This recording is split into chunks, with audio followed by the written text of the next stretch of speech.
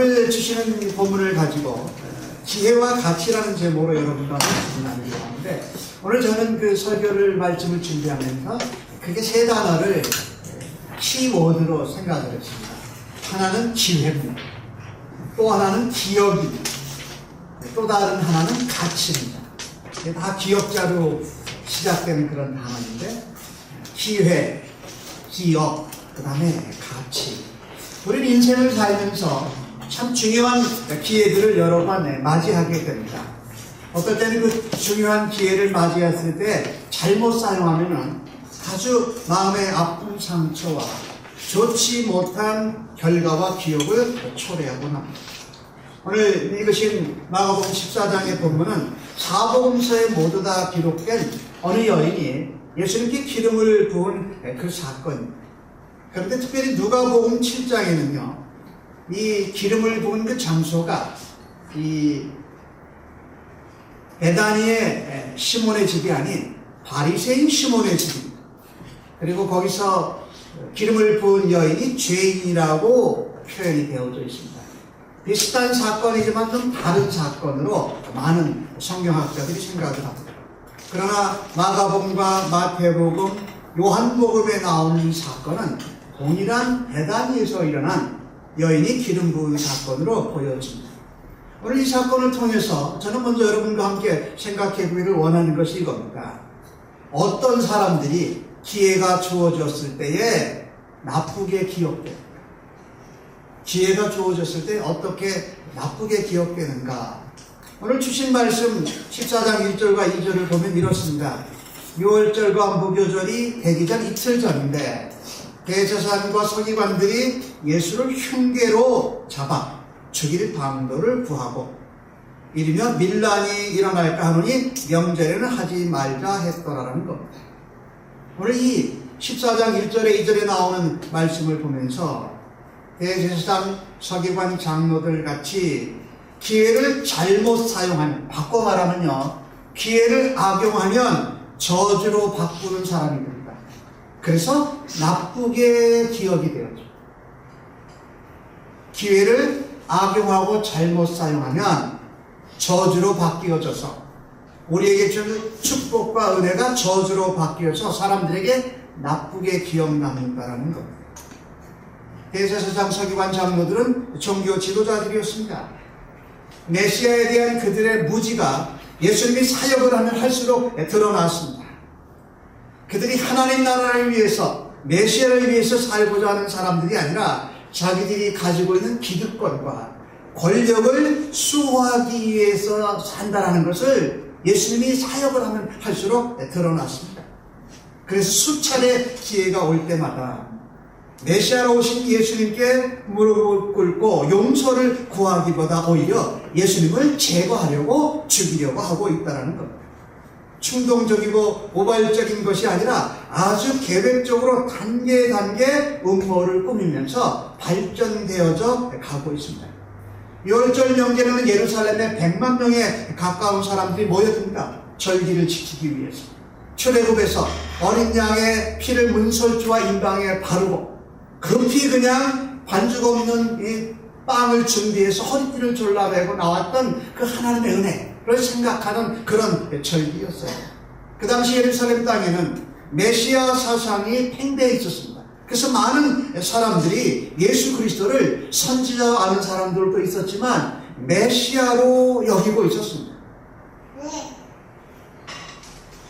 갈릴리에서 온 많은 사람들이 예수를 따랐습니다. 예루살렘으로 들어갈 때에 호산나 찬송 부르면서 겉옷을 벗어 깔면서 했던 그 무리들을 한번 보십시오. 많은 사람들이 예수님을 선지자로 메시아로 알고 있었기 때문에 죽이고 싶었지만은 죽일 수 없었던 겁니다. 만약에 그들이 이 유대 정부 헤롯 왕가와 결탁이 되어져 있는데 반로마 감정이 일어나서 예수님을 죽이려고 했다가 폭동이 일어나면 헤롯 왕가도 문제지만 바리새인 종교 지도자, 서기관, 대제사장들도 문제였던 겁니다. 그래서 이번 명절만 지나고 사람들이 다 고향으로 흩어진 다음에 그때 예수를 죽이자 했던 겁니다. 참 지혜롭게 보입니다. 근데 하나님께서 이 계획을 수포로 만드십니다. 그 계획은 예정대로 진행되지 못했습니다. 갑자기 예기치 않게 예수님의 제자였던 가룟 유다가 예수님을 배신하고 대제사장과 서기관들에게 예수님을 팔아 넘겼기 때문에, 오늘 하은이가 제가 하니까 제가 마음이 참 따뜻해졌어요. 반응하는 우리 어린 생명이 있구나. 자, 여기 중요한 하나님이 가르쳐 주신 원리가 있습니다.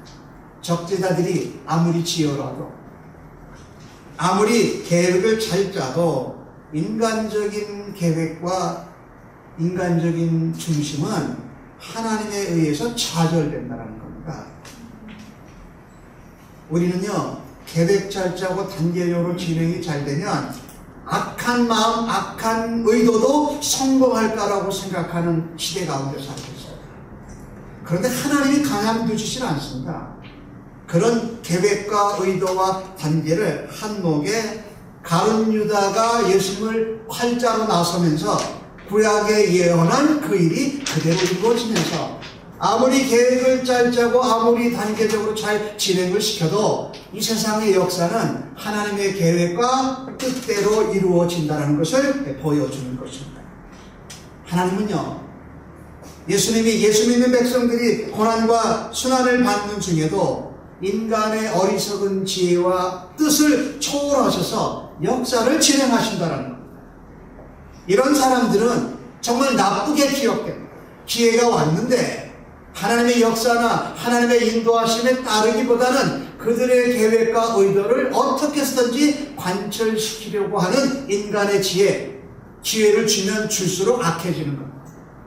그래서 나쁜 사람으로 기억이 남는다는 겁니다. 오늘 주신 말씀 가운데 14장 4절과 5절의 말씀을 보니까 이런 내용이 있습니다.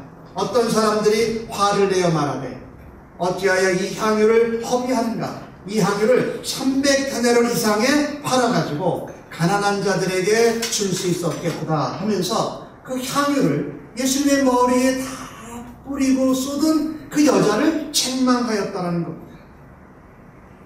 이게 합리적이고 이성적이고 자연스러워 보인다는 겁니다.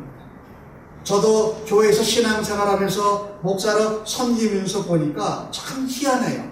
교회에서도요, 다른 사람들이 충성하고 헌금 많이 하고 열심히 하면 그걸 또 충성 안 하고 헌금도 안 하고 뭐 교회를 위해서 사랑 안 하는 사람이 꼭 책망을 해요. 희한하게 왜? 근데 오늘도 이 본문에 나온 말씀이 그거예요. 이 어떤 사람들이, 여기서 어떤 사람들이 사실 어떤 제자들이에요. 제자들이 자기들은 예수님 위해서 300데나리온어치 향유를 드린 적도 없으면서 그 드린 사람은 오히려 책망하는 거예요. 그런데 그 이 핑계를 좀 보십시오. 이걸 팔아서 예수님 살아서 가난한 자들을 돕는 것이 예수님께 기름 부어 드리는 것보다 훨씬 효과적이라고 이야기하는 겁니다. 그들이 무엇을 주장합니까? 내가 예수님보다도 더 가난한 자, 과부, 고아, 이방인, 나그네 이런 사람들을 돕는데 열심인 것 같이 보여진다는 겁니다. 결코 그렇지 않았습니다. 기회를 잘못 사용한 사람입니다. 오늘 요한복음 12장에 의하면 동일한 본문이 나오는 곳에 의하면 이 말을 한 사람이 요한은요, 가룟 유다라고 딱 지명해서 말을 하고 있습니다. 그런데 마태복음에 보니까 똑같은 본문의 마태복음은요, 다른 여러 제자들도 분개하고 동조하였다는 겁니다. 마태복음에는 이렇게 기록이 되어 있어요. 26장 8절 9절에 제자들이 보고 분개하여 이르되 무슨 의도로 이것을 허비하느냐? 이것을 비싼 값에 팔아 가난한 자들에게 줄 수 있었겠도다 하거늘. 그러니까 상황은 이런 겁니다. 그것을 딱 보고 제일 재물을 관리해서 신비에 밝은 가룟 유다가 책망하고 나선 겁니다. 근데 예수님이 12제자 중에 여러 명이 또 가룟 유다의 의견에 동조해가지고 맞아, 이걸 팔아서 가난한 사람에게 줬으면 더 좋았을 뻔하면서 책망했다라는 겁니다. 이런 어떤 사람, 300데나리온은 돈 한 푼 안 쓰고 1년 동안 모아야 되는 어떤 사람의 연봉, 요즘으로 말하면 대략 한 연봉 3만 불에서 많이 받는 사람은 10만 불. 하여튼 한 사람의 1년 연봉에 관한 액수입니다.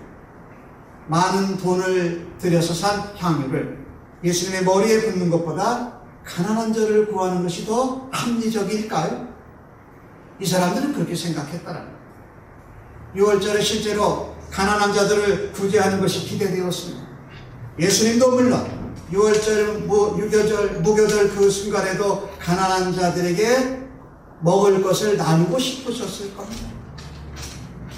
그러나 아무리 합리적이고 아무리 자연스러운 것이어도 이것은 올바른 기회 활용은 아니었다는 겁니다. 왜냐하면요, 예수님의 생애 공생의 사역 가운데 지금 시점은 전혀 다른 차원으로 넘어가는 중요한 포인트. 복음을 가르치시고 귀신을 쫓아내고 병든 자를 고치시던 그 사역에서 이제 온 세상의 죄를 지고 온 세상 백성들이 구원받을 수 있도록 그 모든 죄를 대신 지시고 십자가에 죽으시는 순간이기 때문에 그렇습니다.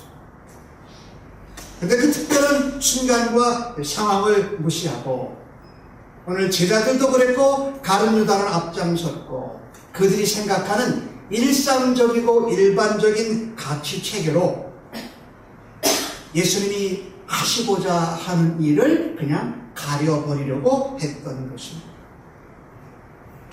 물론 이 순간에 그 300데나리온의 향유를 팔아서 많은 가난한 사람들에게 먹을 것을 주면은 그들의 배는 좀 덜 고팠을 겁니다. 그러나 그들이 죄의 문제로 영원히 사망 가운데서 건져내는 일은 할 수 없었던 것입니다. 우리 예수님은 그 두 가지 일을 감당하시기 위해서 하셨던 것입니다.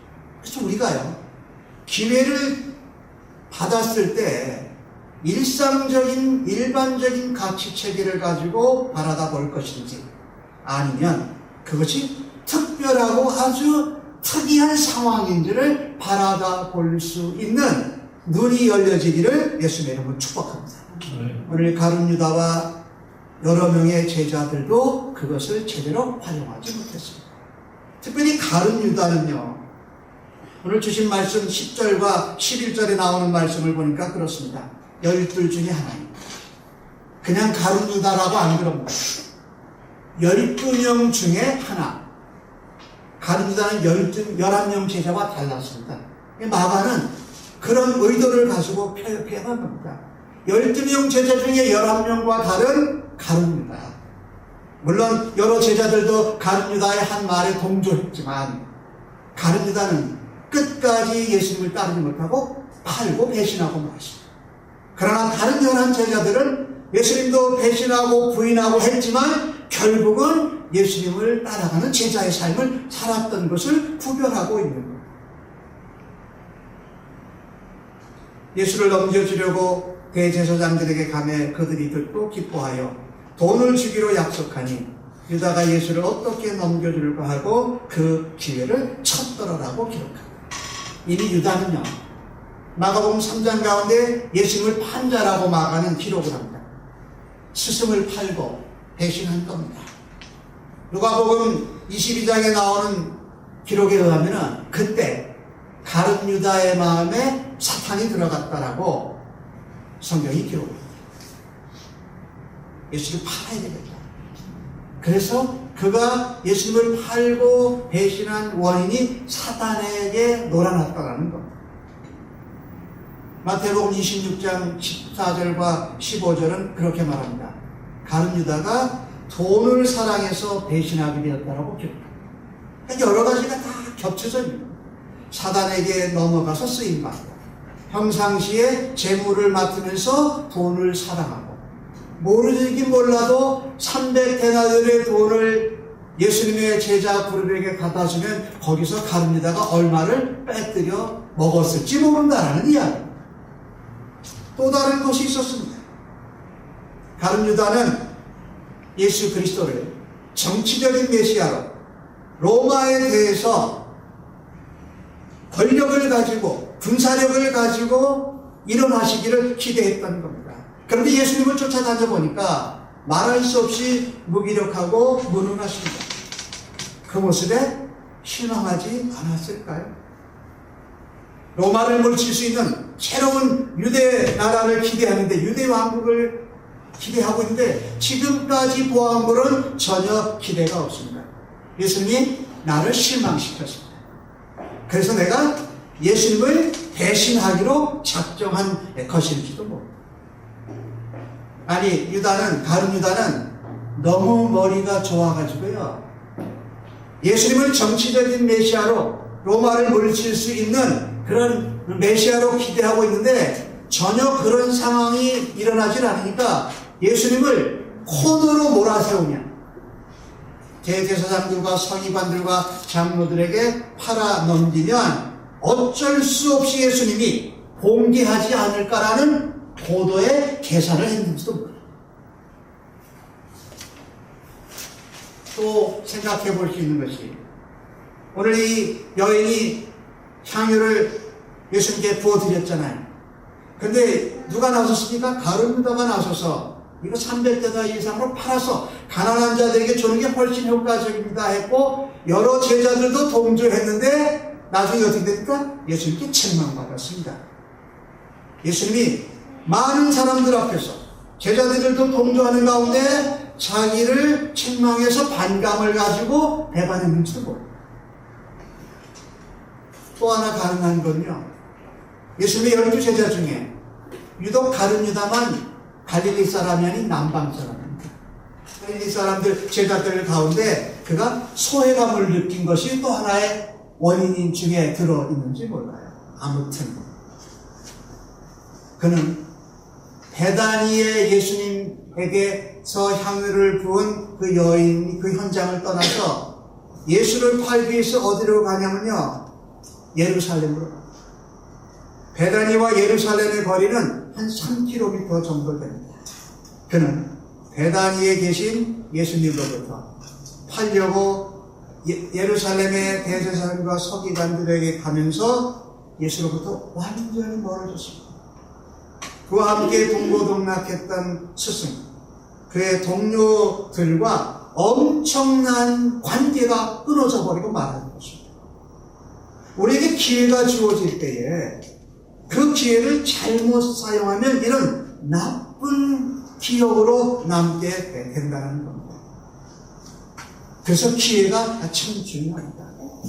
그래서 우리에게 기회가 주어질 때에 내 기대와 뜻과 계획과 상식에 맞지 않으면 어떤 경향이 우리에게 있습니까? 내가 돌아서고 배신하고 배반하고 싶은 마음이 들고 그런 기회로 사용할 수 있다는 것. 여러분, 제가 조심해야 돼요. 우리는 신앙생활하면서 인간관계를 맺으면서 그런 모습들을 경험하곤 한다는 것. 또 하나, 우리가 알아오고 있는 일상적인 객관적인 가치 체계가 특별한 상황과 특별한 시기가 되었을 때는 그대로 적용이 안 된다 라는 것을 우리는 알아야 한다는 것. 그걸 놓치면 축복받을 기회를 저주받는 기회로 사용하게 된다는 것. 반면에 오늘 본문 가운데 또 다른 사람들이 나오고 있습니다. 기회를 잘 사용한 사람. 그래서 기회를 잘 사용해서 아름답게 기억되는 사람들이 있습니다. 오늘 14장 3절 말씀해 보니까 이런 내용이 있네요. 식사를 초대한 베다니의 문둥병자 시몬. 이 사람은 아마 그 문둥병자, 여기 나병 환자라고 기록이 되어 있는데 베다니 시몬 이렇게 말한 것이 별명이었던 것 같아요. 예전에 문둥병을 앓았었는데 예수님께 치료를 받았던 사람인 것 같아요. 그래서 다시 예수님이 예루살렘에 올라가시는 중에 베다니 자기 집으로 식사를 초대한 겁니다.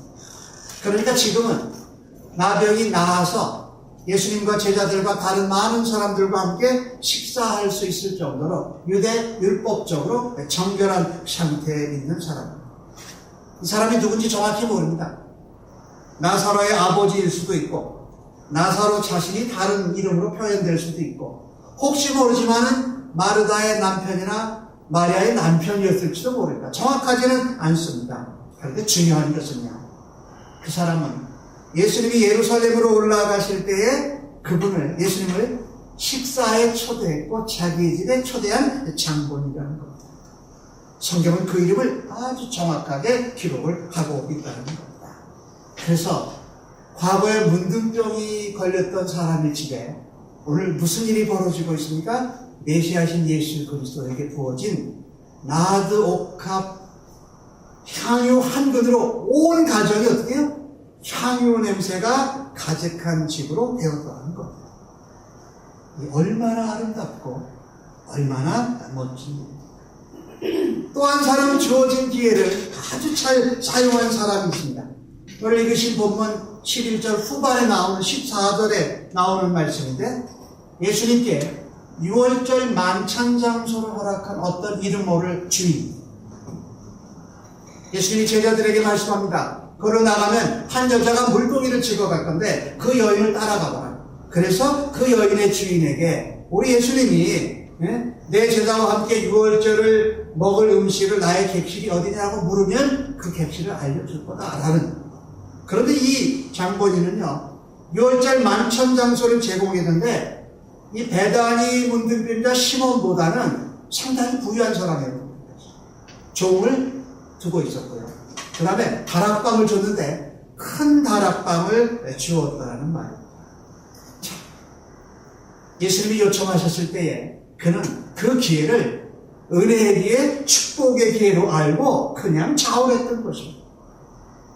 자, 이렇게 우리에게 기회가 지어질 때 우리는 그 기회를 잘 사용하는 우리에게 엄청난 은혜와 축복이 있다는 겁니다. 기회를 잘 선용하여서 은혜를 누리는 사람은 예수님에게뿐만 아니라 다른 사람들에게 아름답게 기억된다. 참 중요합니다. 우리에게 온 기회를 항상 축복의 기회로, 은혜의 기회로 잘 선용하면 아름다운 사람, 아름다운 역사, 아름다운 기억이 남는다는 겁니다. 그 다음에 오늘 이 아름답게 남은 사람 중에 한 사람, 마리아를 또 좀 여러분과 나누기를 원합니다. 오늘 마가복음에는 이름 모를 한 여인으로 나와 있습니다. 공간복음서에는 그 이름을 다 기록을 안 했어요. 그런데 요한복음에는 그 여자가 바로 마리아라고 딱 이름을 정확하게 명기합니다.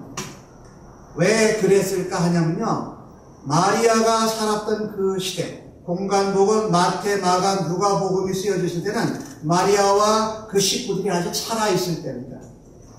그러니까 그 이름을 딱 호칭을 하면 혹시나 다른 사람으로부터 기습을 받다든지 다른 사람으로부터 어려움을 당할까 하는 배려가 있었을 것입니다. 근데 요한 사도가 이 요한복음을 썼을 때는 이미 시간이 많이 지난 후에 썼어요. 그러니까 그때는 마리아라고 밝혀도 별로 문제가 되지 않는 때였던 것입니다.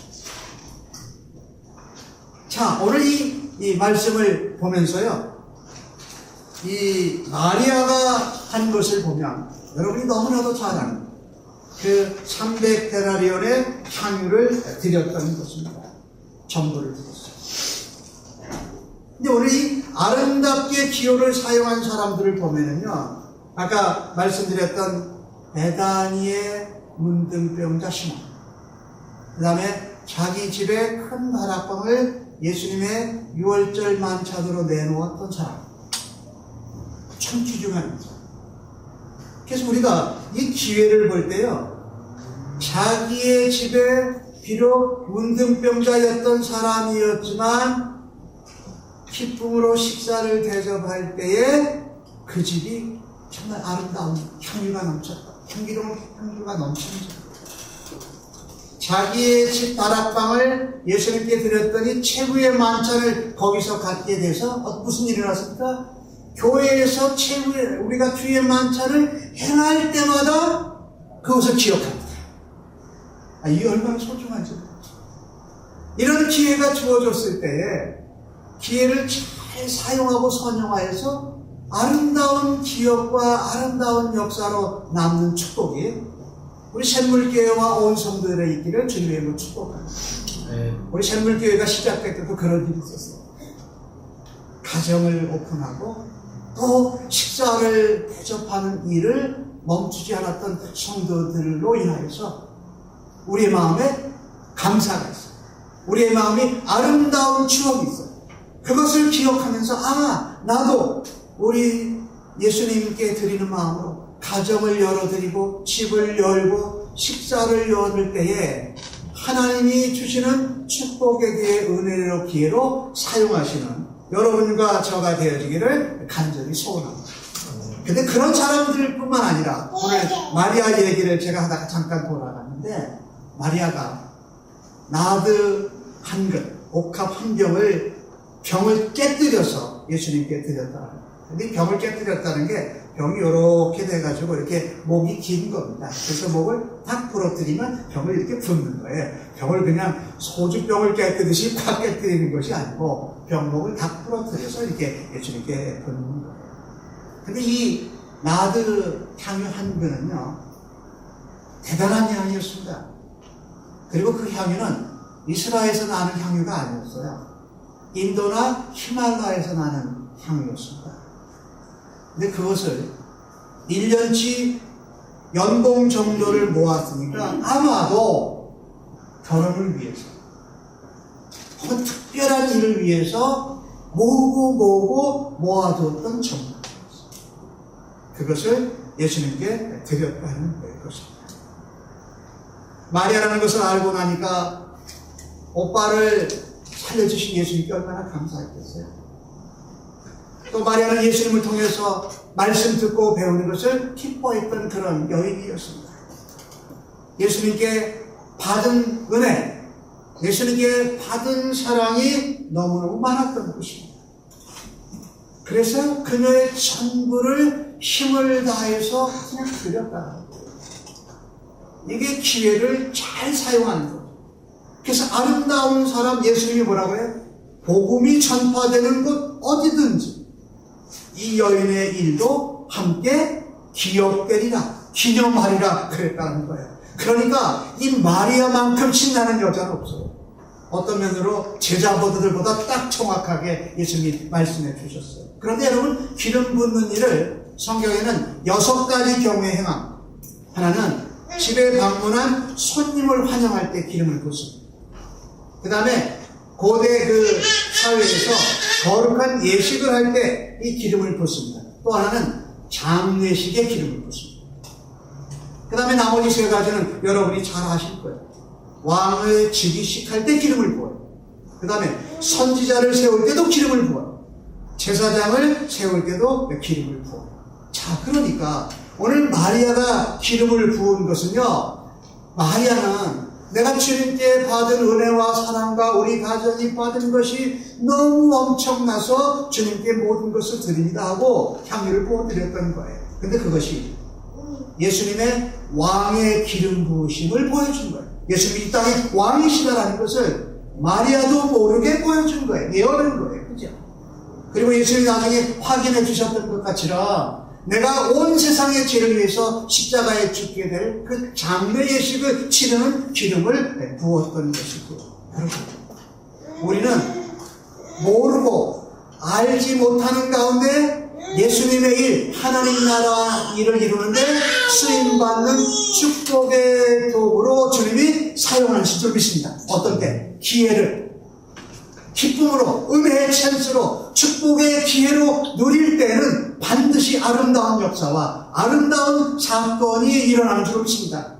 여러분, 그래서요, 머리 지나치게 많이 막 돌려가지고 가룟유다나 대제사장, 서기관, 장로들 같이 신앙생활하면 신앙생활이 참 어렵습니다. 오히려 나도 모르게 주님이 주신 은혜와 사랑에 감격해서 드리면 나도 모르게 엄청난 일에 축복의 통로로, 은혜의 기회로 다른 사람에게 복을 나누는 도구로 사용받는 줄 믿습니다. 그런 사람들은 아름답게 기억이 남습니다. 평생을 살면서 다른 사람들에게 아름답게 기억이 남는다는 말. 여러분, 기회를 잘 선용하셔서 은혜를 누리는 사람은 아름답게 기억해야 돼요. 여러분 한 분 한 분이 그런 사람들 되시기를 예수님의 이름으로 축복합니다. 예수님은요, 똑같은 사건을 다르게 기록한 이 누가복음 7장에 이런 표현을 그 바리새인 시몬에게 말씀하십니다. 너는 내가 집에 들어왔을 때에 발 씻을 물도 안 주고 기름도 주지 않았는데 이 여인은 기름을 내게 붓고 그 머리털로 그것을 씻는다. 그래서 50데나리온, 500데나리온 탕감 받은 적에 누가 더 많이 주님을 사랑하겠다? 당연히 많이 탕감 받은 자입니다. 예수님이 말씀하십니다. 적게 사함받은 자, 적게 죄를 사함받은 자는 어떻게? 예수님을 덜 사랑한다라고 표현합니다. 많이 사함받은 자가 주님을 많이 사랑한다고 말씀하십니다. 그래서 내 믿음이 너를 구원하였노라라고 말씀하신다. 우리가 이 주님이 기회를 주실 때에 그 기회를 은혜의 기회로, 축복의 기회로 알면 다른 사람들에게도 놀랍게 아름다운 사건으로 이름을 전하고 향기를 바랄 뿐만 아니라 예수님에게도 그렇게 기억되어진다라는 말. 참, 어느 분이 이런 책을 썼어요. 어머니가 빚어낸 하나님의 가능성이라는 책을 쓴 박은희라는 분이에요. 그 책 가운데 이런 경험을 기록을 하고 있습니다. 대학을 다니면서 친구들과 합심해서 적금을 들었습니다. 그래서 적금을 다 이제 끝나게 돼서 적금을 받아서 나누게 되었어요. 근데 그녀가 대학을 다닐 때 30만 원은 어마어마하게 큰 돈이었다고 합니다. 30만 원을 다 받아들고 그녀가 믿는 사람이니까 하나님 앞에 이렇게 기도했대요. 하나님, 이 돈을 어디다 쓸까요? 어떻게 할까요? 하고 기도하는데 하나님 번뜩 생각나게 해주시는 게 옥합을 깨뜨린 마리아를 딱 생각나게 해주셨대요. 아, 그래서 예수님의 신호구나. 이 물질의 옥합을 깨뜨려 예수님이 원하시는 일에 하라는 이야기구나. 그랬어요. 그래서 하나님, 이걸 어디다 쓸까요? 그러고 기도했더니 그 다음에 성관같이 지나가는 목사님 얼굴이 하나가 있대요. 아, 그래서 그 목사님에게 드리라는 거구나. 근데 그 목사님이 미아리에서 목회를 하고 미아리에서 목회를 해서 숨을 헐떡이면서 미아리를 달려갔대요. 근데 막 달려가는데 그 목사님 사모님이 바로 눈앞에서 마주치게 됐다는 거예요. 사모님이 헐레벌떡 가시기에 어디 가시냐고 그랬더니 그 아는 자매한테 사모님이 그러더라고요. 방 보러 다녀 그러더라고요. 방값에 다 맞지 않아서 방값이 비싸서 지금 방을 얻기가 쉽지 않아. 돈이 부족해. 이 자매가 30만 원 자기가 적금 탄 거를 그냥 사모님께 선뜻 드렸어요. 사모님, 이 돈 보태서 방 얻으세요. 사모님 눈이 휘둥그레졌습니다. 그냥 드리는 거예요. 저 적금 탔거든요. 근데 이 돈 하나님이 드리라고 해서 드리는 거예요. 그러고서 그 목사님이 사모님이 방을 얻었고, 제가 무슨 말씀을 드리려고 하느냐? 대제사장 서기관 장로 가룟유다 같이 따지고 복잡하게 자기 계산하고 자기 기득권 생각하면서 뭘 하려고 하면 하나님의 중심에서 예수님 마음에서 멀어진다는 말씀입니다. 제가 지난 작년 12월에 교회를 사임했어요. 그리고 여러분과 함께 교회를 새롭게 시작했어요. 이런 일들이 우리 샘물교회가 섬기는 가운데도 지난 12월부터 지금 8월달까지 제가 겪은 거로만 10번 가까이 일어났습니다. 하나님께서는요, 머리를 짜내고 지혜를 써서 하는 것을 통해서 일하시기보다 하나님이 기회 주실 때에 하나님 내게 부담 주시고 마음 주실 때에 이게 은혜의 기회고 축복의 기회로 알고 기회를 사용하셔서 하나님 나라의 아름다운 역사를 이루어 가시는 줄 믿습니다. 여러분 그런 것을 좀 기대하십시오. 신앙생활하는데도 너무 지혜고 복잡하고 따지고 기득권 내 유익을 어떻게 이루려고 하기보다 하나님 내게 어떤 마음을 주시고 주시는 어떤 생각을 주시고 성령님이 내게 뭐라고 재미나게 말씀하시고 성경 말씀을 보는데 어떤 감동을 주시나를 기회로 알고 아름답게 기억되는 사람들로 기회를 잘 선용하시는 여러분 모두 다 되시기를 예수님의 이름으로 축복합니다. 아멘. 하나만 짧게 말씀드리고 말씀을 맺으려고 합니다. 그런데 이렇게 나쁘게 기억되고 한 사람은 아름답게 기억되는 차이는 무엇일까? 그 차이가 뭐냐는 거예요. 이미 제가 여러 번 말씀을 드렸지만 오늘 주신 말씀 14장 6절에서 8절에 보니까 예수님이 이렇게 말씀하십니다. 예수께서 이르시되 가만두라. 너희가 어찌하여 그를 괴롭게 하느냐. 그가 내게 나 예수에게 좋은 일을 하였느냐. 그 다음에 또 말씀하십니다. 너희는 아무 때라도 원하는 대로 가난한 자들을 도울 수 있고 그들은 항상 너희와 함께 있거니와 나는 너희와 항상 함께 있지 아니한다. 나는 이제 십자가로 가서 죽으신다라는 겁니다. 그러면서 그는 힘을 다하여 내 몸에 향유를 부었고 내 장례를 미리 준비하였느니라. 예수님이 중요한 말씀을 하십니다. 너희들이 어떤 뜻과 일반적인 상식과 가치 체계를 가지는 것보다 더 중요한 너희들에게 기회가 왔을 때에 그 가치의 옳고 그름, 나쁘고 좋음을 결정하는 가장 중요한 가치는 예수 그리스도라는 겁니다.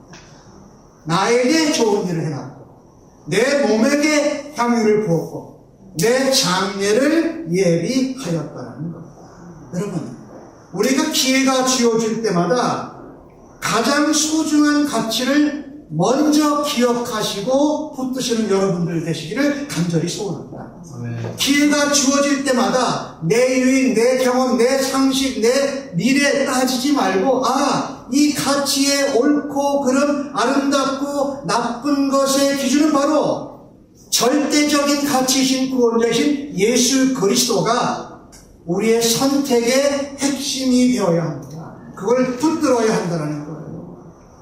내 경험, 내가 살아온 방식, 일반적인 원리보다도 예수님이 어떻게 하셨을까? 예수님이 어떻게 행하실까? 성령님이 어떻게 내게 말씀하실까? 성경 말씀이 내게 어떤 도전과 감동을 주시냐가 절대적인 여러분 기회를 활용하는 가치의 기준으로 믿으시기를 예수님으로 간절히 축복합니다.